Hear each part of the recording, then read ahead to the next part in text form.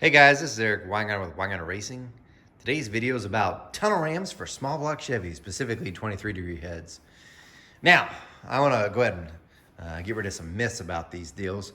One of the ones that I keep hearing and I've heard since I was a young child, and I believed it until I used one, that these things kill low-end torque. They absolutely do not. The tunnel rams actually gain more torque down low. You're like, that's a lie, according to blah, blah, blah. Here's what I know. Most of the tunnel rams, one of the biggest advantages you get is the long runners. And today I'm going to show you 3 different ones. So the longer runners typically build more torque. When you have a single plane, especially if it's lower because you're trying to get hood clearance, the runners end up being shorter, and that doesn't help with torque production. Not to mention, you have a much better line of sight to the port as compared to any single plane. So typically, these actually do make more torque, especially if you can get the runner length the way you want. So I've got 3 here today, and I'm going to talk about those because it's kind of cool. And yes, this one is getting used on the dyno mule. So let's talk about what this one is, and we'll go up for each one. This is an Edelbrock Street Ram. There's a part number somewhere here. Anyway, it's the Street Ram. It's actually currently still available. I was trying to order one and couldn't get one. They're out of stock. And the goal is to put this on the dyno mule that many of you watched the videos for. And I'm gonna test with 2000 CFM carburetors to see what it does. Now this one, it doesn't look like it's that fancy, and it used to be actually pretty reasonably cheap. They are not anymore, but this is definitely more of the street-oriented one. If you were to go back in Engine Masters history, not the show, the actual competition, when they allowed tunnel rams, Tony Bischoff used this with his 23-degree engine, and it was amazing. I think he even won with it. So, and that's beating, I think at that time he had LSs he had to go against as well with that. So that small block Chevy, yes, beat LSs with this setup. So it's a nice tunnel ram. If you look on the inside, the downside is the ports are pretty small, and they're like, nah, that looks pretty big. From the camera view, it probably makes it look that way, but it's actually pretty tiny. So it's smaller. But it's a nice one, and it's still available. But I do plan on using this dyno mule. A viewer actually sent this whole thing in, which is amazing. I mean, he actually sent it like what you see. So thanks to the viewer that even do this, because I said I wanted to try some tunnel ram testing to see if he can actually beat I'm going to put a Dominator up against it. But he'd sent this whole thing in, the linkage, all of this, and he found it, and which is fantastic. So, but another customer had sent me in this one, the port. This is an older one. This is no longer available, and at the top's been cut off, which I'll get to in a minute. This is an Edelbrock Pro Ram 2. From what I heard, and what I've heard, this is supposed to have been the shit. It's supposed to have been the most amazing manifold once you ported it. Now, unlike this one you can actually remove the top to port. So there's a bolt there, there's a bolt there, here and here. And you can actually take that off and port the runners, or if you're really gifted, you could do it here, because as you can tell, that gasket's overhanging. This one was all one piece. It was cast as one complete section.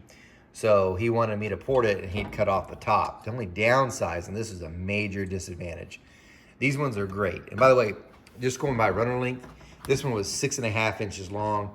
This one is a little bit shorter at 5 3/4. But I mean, you could have welded on and added more material here. It's, as far as the way that it goes down, you can tell there's a slight dip in it about here. But this one also has it as well, which you can see here. So obviously you're gonna have them straighter. The disadvantage for this was this. This is a huge problem. This opening right here is something like closer to 1205. Most aftermarket heads are 1206. So when you put a 1206 on, it has maybe not even, it doesn't even have 60 thousandths of material up here for the gasket to sit on. So the opening of the head would be literally where my thumbnail is ending. It just isn't enough. Now, granted, you could weld on here and build that bead up, then weld this, and then grind this back down to get a flush surface. That's a lot of work. And I don't have the ability to do that.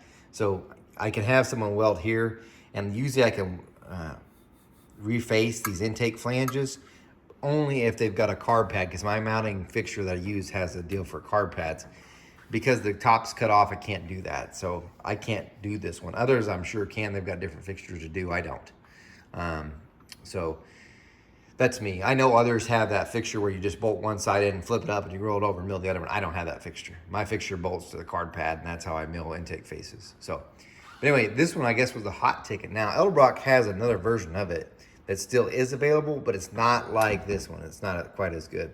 They call it the Victor Ram. Now, the Victor Ram looks similar to this Pro Ram too, except for its runner design isn't the same. It's actually a trapezoid shape, so it's fat here, narrow here. It looks different. As far as the outside, it's kind of similar, but not quite. The other thing is it can bolt, its top comes off, so it can unbolt and without having to be cut. Now, what's interesting about that between that one and this one is, this one, which I didn't even pay attention if Tony did it whenever, BES engines, by the way, if he did this whenever he was doing the Engine Masters. But if you undo the bolts and you could add spacers, in theory with this design, you could put a spacer plate between here and you could actually lengthen the runners even further and make this whole thing taller and make the runners longer. On the Victor Ram, like that, what this was, you could never make the runners longer without welding. What you could do is add plenum volume. So if you added a spacer on here, the volume would get bigger. Something similar to this one, which now we can go on to this. This is the newest tunnel ram that's available right now for a small block Chevy 23-degree head. This is from Alki Digger. M&M actually, I think, sells these as well because M&M made them for Alki Digger, but they'll probably refer you to Alki Digger to get them. You can get these a whole bunch of different ways. There's a flat top that goes on top of this, and you can mount dual carburetors. They have the Alki Digger thing's really good in the supercharger stuff, so you can actually mount a root style supercharger. They got a plate that goes on this, and you can run a supercharger with it. Now, obviously, I have fully ported this one because it's going out the door. Hopefully tomorrow. I found something I need to change on it real quick. But I'm gonna tell you right now, as far as area, you can't get the area on this one or this one without welding, for sure. So if you look at the size of that and you're like, oh my gosh, that looks huge. That runner opening is about 3.75 inches, square inches. These aren't even near that. Stock, by the way, and I maybe I'll attach a picture. Actually, what I'll do is go to my Instagram, Wagon Racing, and tomorrow I think what I'll do is I'll attach a picture on that page of what it looked like stock. Because stock was only 2 inches wide, which gives you an opening area of 3.14 inches. So it's much bigger here to support more RPMs. But, I mean, I could go larger. So there's plenty of aluminum in this section here to make the opening bigger. But obviously it's pretty big now. The handle, it's obviously it can be made bigger, but this was actually targeted for the size of the engine that it's want. Now, it's got a great advantage.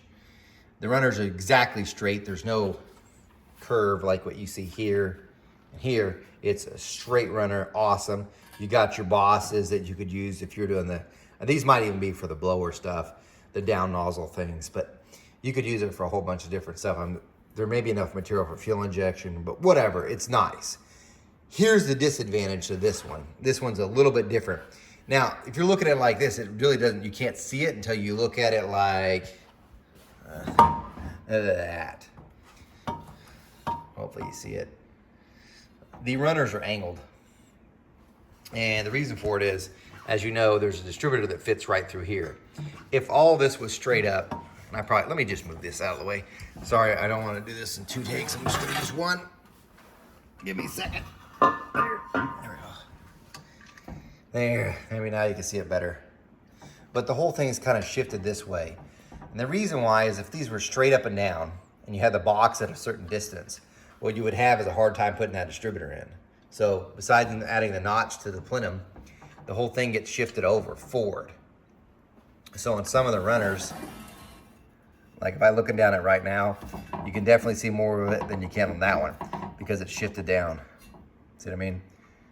So I'm getting it as centered as possible, and you can definitely see more on one side than the other. It's just the way it is. That's the only disadvantage besides it being small openings, but if you got a grinder, you can make them bigger. So to me, this is the best tunnel ram that's available. In case you're wondering about runner lengths, this one measured 6 inches. This was 6.5, and that one I put on the ground was 5 3/4. So this one also has a pretty good amount of length. In case you're wondering, well, how's that compared to a single plane? Usually they're like in a 5-inch or so range for an average single plane. So you're 1 inch longer runner now anyway. So definitely more torque. Thing's amazing. I think this thing's gonna be a runner. It should do really, really well. I just got to touch up some few things. I'm feeling, in case you're wondering what it is, I feel bad for the guy. I was feeling this as I was, anytime you have anything ported, I'm not the only one that does this, sort of, you finger in it, right? And I felt like right here, there's still a ledge. It should be rounded, not much of a radius for fuel flow, but you still need some. But I could feel a little ledge right there. So I need to knock that off and redo that real quick. I thought I'd checked it all, but I guess I hadn't. But anyway, I'm redoing that. So you got your different tunnel rams. And hopefully I've showed you that one. That's a nice piece. I had never seen it till this guy sent it in. This one's gonna be used on the dyno mule, and it's gonna be, should be a good show. We'll see what it does compared to a Super Victor with a Dominator. Anyway, hope you guys got something out of this video. If not, I'm sorry, but it is what it is. Guys, remember, I'm no Superman. You guys take care.